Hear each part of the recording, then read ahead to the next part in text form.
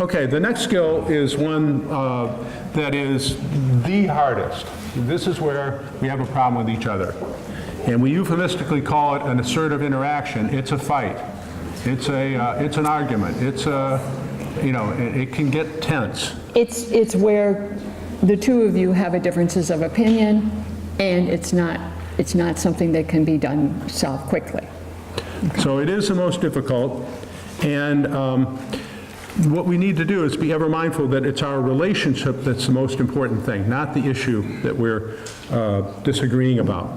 Interesting enough, the research said in the 1970s it used to be that conflict was like a disease and should be avoided in any case. And so we didn't have our first real argument until we've been married 13 years. The dynamic was this. Charlie would get angry, and my reaction would be, you can either, when someone gets angry and you're feeling under pressure, you either flight or fight, and my reaction would be flight. So, I mean, we had an argument, but it was never resolved. I mean, Marty would run away, and I'd sit there, fume, and then go have a beer and whatever. But then we went on this marriage encounter weekend, learned how to express feelings, and had our first real fight. Confrontation. It's so vivid in my brain. Confrontation. We were walking on the beach, and we were working on a... St. Simon's Island, walking down the beach. And we were walking down the beach, and we were discussing a presentation that we were about to give, and I had the script in my hand. Kind of like this. We had the script. And Charlie made a rather critical... Very critical comment about something that I had done. Yeah. And I said, well, okay. And I ripped up the script. She took the thing, and literally right there, and this is before word processing, and she went... and threw it in the ocean. Threw it in the ocean. So all these little pieces of paper going in and out, all that work, it's, oh my God, and we had made a copy of it. Right. So anyway, it caught his attention, and then we decided to have a real discussion about the issues, and for the first time, I didn't flee. I was able to stand my ground, and we could talk about feelings. We had more communication skills in our skill packet, and we were able to work it out. And that flashpoint, or that memory, says that's the beginning of when we really began our true communication. And our marriage just got so much better when, Marty would give it to me. When I deserved it, so it all comes down to compromise. In over 50 years, we agree on one wonderful thing: our faith. I'm a convert too, and going to church and so forth. But every other issue that you could disagree on in a marriage, we have. We're on a continuum. But so, for example, when it comes to money. Money. Save more. Spend some more. We're going to die. It's true. Sex. Less. Lots more. Exercise. Rarely. Although you're getting good at that now. I'm trying. But fanatically. Yes. Spanking. Never. Occasionally. I have a great story about spanking our son, who's on the autism spectrum, who's a really cool kid. He was about, 8 years old, and I spanked him, and he looked up at me with no tears in his eye and just said, "Dad, I know you have to do that. Mom said it makes you feel better." Shut up, kid. My spanking stopped a bit there after that. Travel. A reasonable amount. No. Around the world, let's get going. And the way the house looks. Very clean. Not so clean. Okay. So there are a number of ways we can make compromises. Okay. Let's cut the pie, and you make the first cut, and I'll take the first piece. Okay, here's another one. My way when I do it, your way when you do it. Okay. Let's take turns. Or how about part of what I want and part of what you want? Okay. Let's split the difference. How about let's just try it for a trial period and see if it works. Okay. Tit for tat. If you do this, then I'll do that. Okay, but let's maybe we can just do it both ways. You do it your way, I do it my way, and we'll kind of merge together. Okay. So when we have an argument, we conduct an assertive interaction. And we're going to take you through one.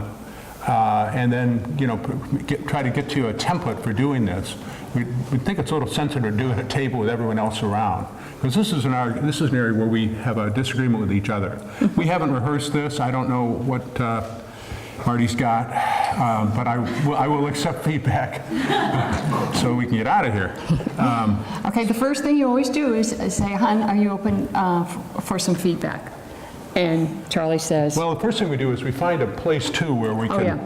Yeah, when you're going to have an assertive confrontation or an assertive interaction, you always want to be in a spot where there's no distractions. And in today's world, as you know, distractions are multiplied. It's sitting in your pocket right now. Yes, your you know, Somewhere. texts and headphones and movie screens and just, I could go on. I don't need to tell you because you are in the wired world. We did not grow up that way, so we only had to turn off the Victrola. Most of you don't know what that is, but anyway.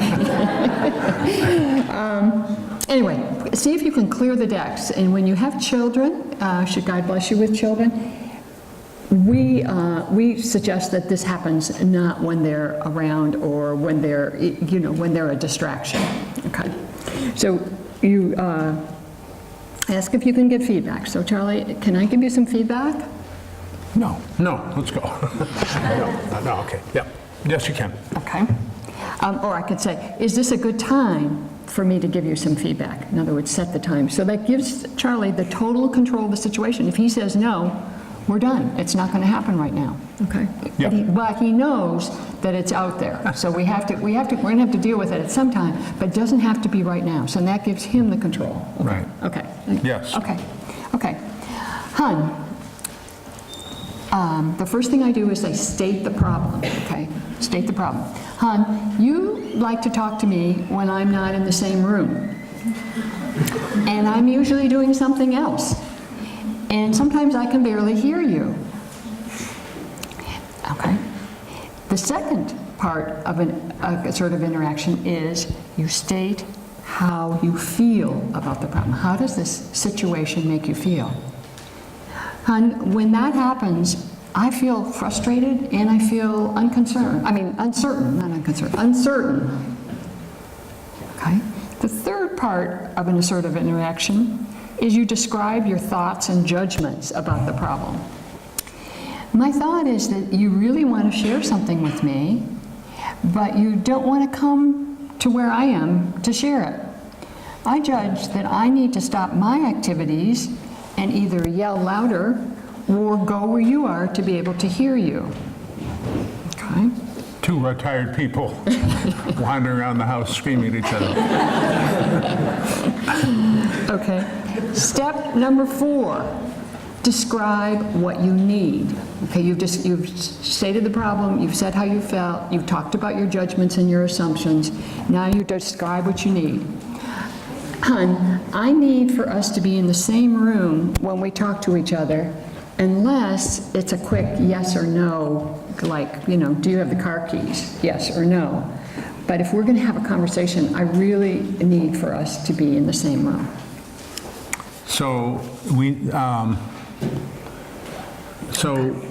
what do you want me to do then? To come to your, if it is not a yes or no, come to where you're at? Is that what you want me to do? Yeah, I think that if it's something that's really important that needs to get shared and we're not in the same room, I think that we have to have a range, you know, you either say to me, can you come here, or you get up and come to me, because I'm, you know. But are most of the things that I'm screaming about important? That is a good question.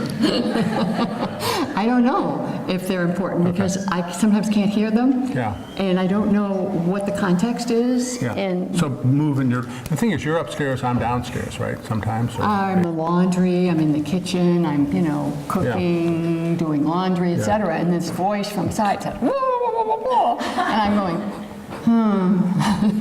you know, it's a communication. So you want me to come where you're at? Well, or closer. How about if I come a room closer and scream? No, I think we need to be, if it's really a conversation that we need to be having, I think we should be face to face. Okay. Because if it's something you really want to, or if it's, Does that make any sense to you? Yeah, but like when I can't hear you, I just yell out, "I can't hear you," and then you kind of come closer. Yeah. Does that work? That doesn't work either? Well, if I really need to communicate with you, I will then get up out of whatever I'm doing and move towards you. I'm not trying to dodge this issue, but I think we need to give it more time later because, we've got time constraints here. Okay. Well, anyway, that's an issue that we are working on right now. But do you see how I set it up ahead of time so that I didn't just blast out with him as, why the heck don't you come and see me? I logically gave him some steps, and then he could work along with my thought process. So when we get in an intense conflict, fortunately this hasn't happened to Marty and me in, I don't know, many, many years. But what can happen is what's called flooding. And men tend to flood quicker than women. And so when our heartbeat gets up around 100 beats a minute, we have this sense of not having control. And hopefully that's never happened to you, but sometimes it can. And so the best thing to do is just to take a time out. Go away, separate, calm down, and then, excuse me, and then come back, because we just can't really...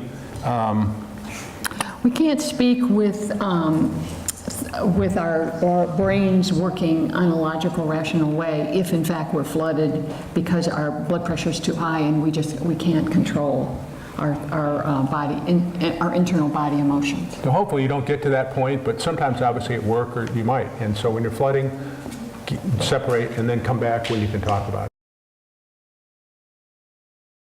For this virtue, we're saying, Lord, give me the courage to ask my future spouse if I can give feedback. And when asked to hear feedback, may I have the courage to listen with an open heart.